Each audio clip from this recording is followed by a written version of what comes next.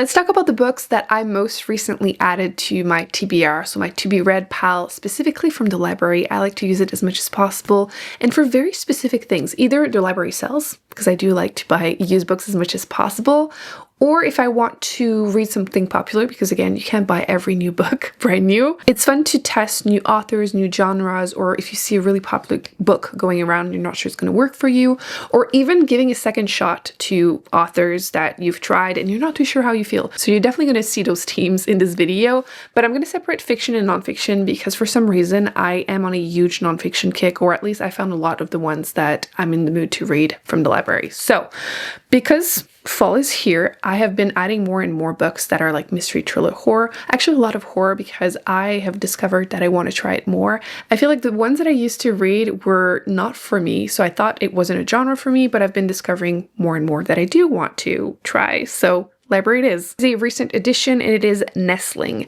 This woman just gave birth and she is left, they're saying, paralyzed, bitter, and struggling with her mobility and her relationship. But her and her husband, they just win this apartment lottery in New York and they end up having a new house. But things are weird. I think it might be vampires because it's mentioning like needle marks on the baby, or maybe possessed or haunted. Again, I don't really care. I wanted to try it. I'm trying to discover what works for me, and this one had some positive reviews. The next one is an audiobook, which I've been trying to go back to. For some reason, it's been like 6 months since I've actually finished an audiobook. I don't know what's going on with me. Usually it's like a third of the books that I read in a year. But Team Music. In this one, you're following this woman when she was 1. Her father went crazy and his whole family, himself included, except her. And then 25 years later, the house is on sale, so she decides to buy it. And I don't know if it's going to be, again, is it a demon, is it possession, is it haunted house? But I'm assuming things are going to come back to haunt her. She might discover what's going on, what happened. So that's that. The next one is a post-apocalyptic book called Moon of the Turning Leaves. This is actually the second book in this post-apocalyptic world. I enjoyed book 1. In this one, you're actually following native people, which made me realize, why is there not, like, are there not more post-apocalyptic books following them? Because of course they should survive in the wild compared to the cities in general. It's usually chaos, and that's what kind of happens during the first one. People from the cities arrive and, create a mess for everyone. So I did enjoy book 1. I wanted to try book 2.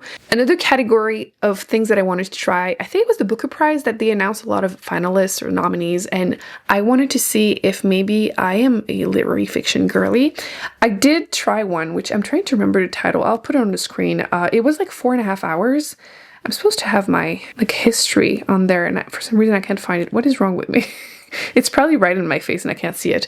Anyway, it was like 4.5 hours and I returned it after not even an hour. So maybe I am not, but obviously I'm going to try more than one before making that decision. So the second one that I wanted to try is called The Bee Sting.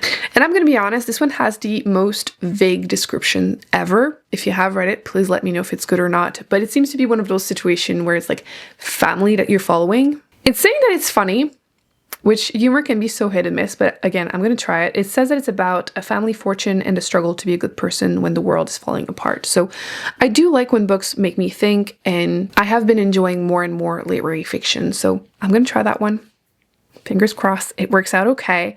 The next one I think is a bit more like dystopian, and it sounded really, really good, right up my alley. So it is the Dream Hotel. So it's like a futuristic, very like surveillance heavy kind of situation. So this woman was arrested because she had a dream that maybe she was going to her husband, and to decide that's enough for her to be put in this detention center or retention center. So she basically has to prove her innocence, but like she hasn't even committed the crime yet.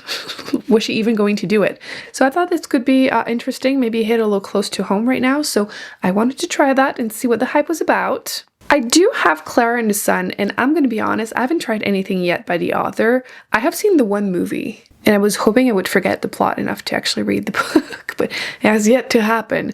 But this one seems to also be a little like sci-fi dystopian world. This one you're following an artificial friend. I do enjoy these kind of dystopian sci-fi books, so this one had a lot of hype when it came out, and I just never got around to trying it, but I finally added it to my TBR. On the calculation of volume, number 2, this is a good example of I bought the first book, I read it, I'm not too sure how I feel about it, so I want to get it book 2.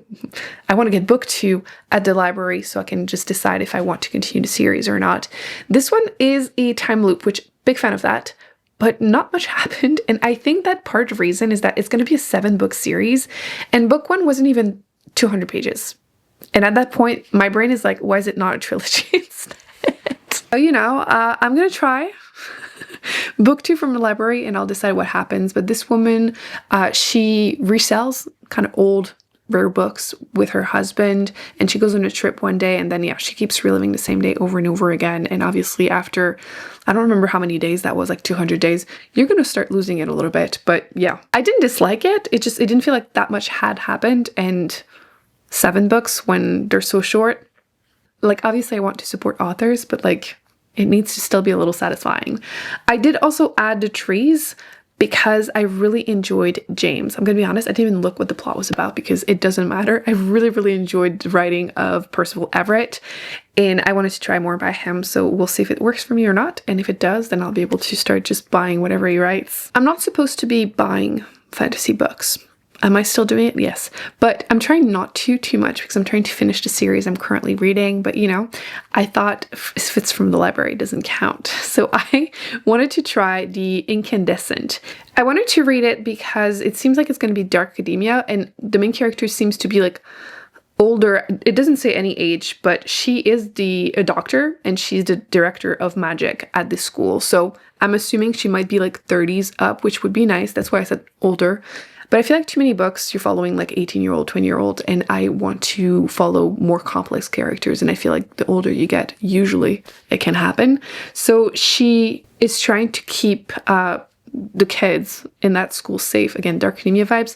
And they're talking about demons. So assuming the magic's going to be part of that. And yeah, I'm a big fan of magical school, magic in general, and older female characters.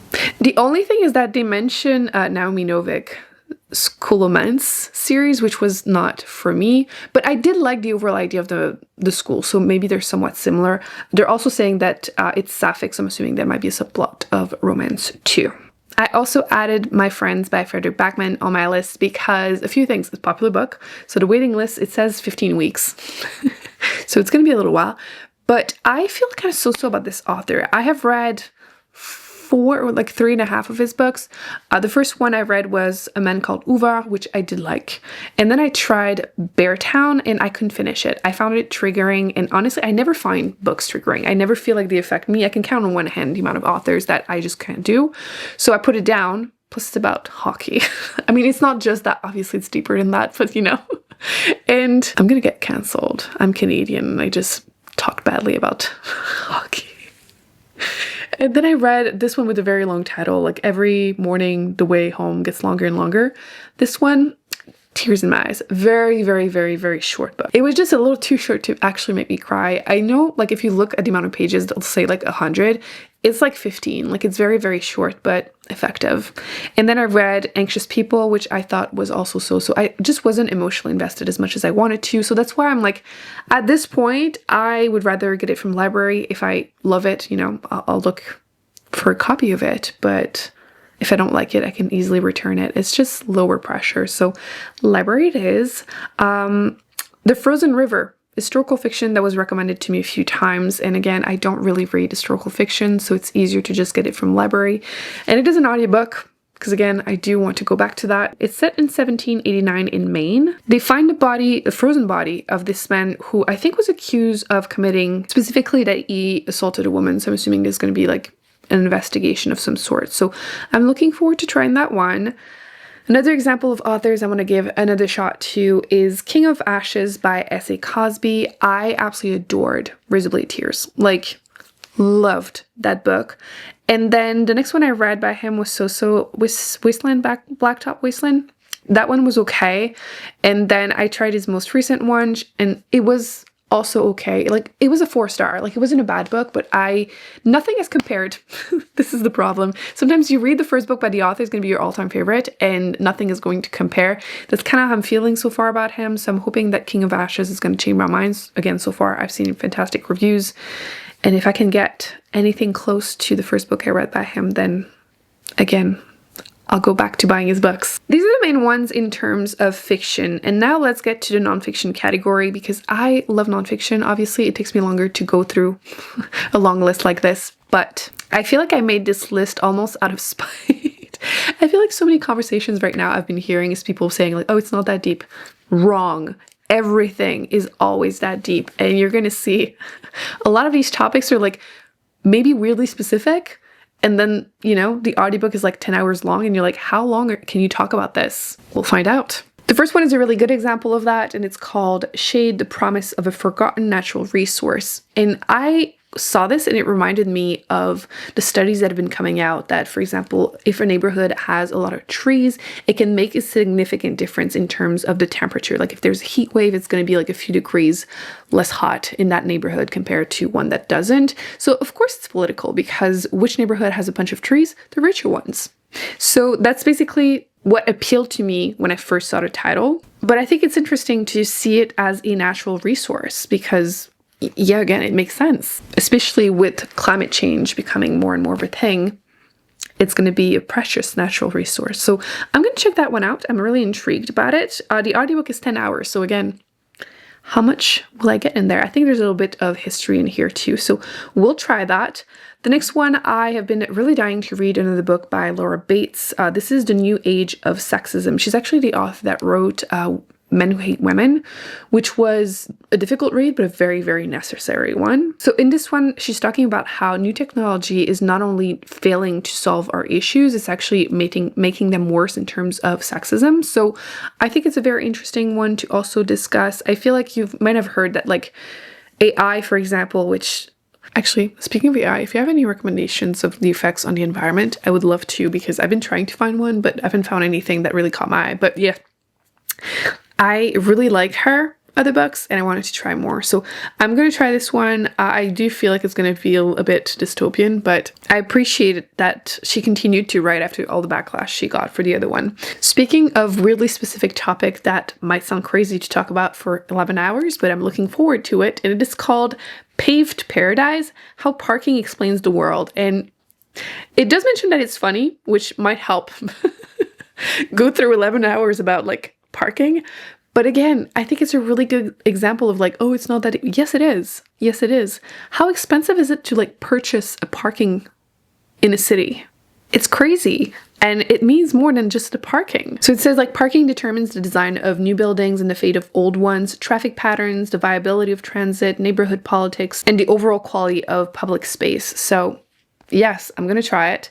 It's not something that I would purchase full price because I really don't know how I'm going to feel about reading a book on this topic, but getting it from a library, it makes sense. I want to try it. I also like to get nonfiction that are about topics I want to learn more about. A good example of that would be Jesus and John Wayne, How White Evangelicals Corrupted a Faith and Fractured a Nation. I don't read a ton of political books or books about religion really, but I thought this one could help me try and understand because I don't understand. And yeah, it's about politics, 2016, who people that are Christian, white, evangelical voted for. Basically, once again, trying to understand other people's logic. I'm Canadian, I'm not religious whatsoever. So it's like one of those situations where you're like staring at it and it's like a train wreck and you can't look away. We're not better in Canada. We're just a few years before the same things happen. I mean, the whole world, right? Everything is going right. So I wanted to try to learn more about the topic. It reminds me, I had purchased a book called Right-Wing Women by Andrea Dworkin, which at the time you couldn't find it in English anywhere. So I bought it in French, but it was recently published. So I wanted to give it a little shout out if you were interested in trying to learn and to try and understand people.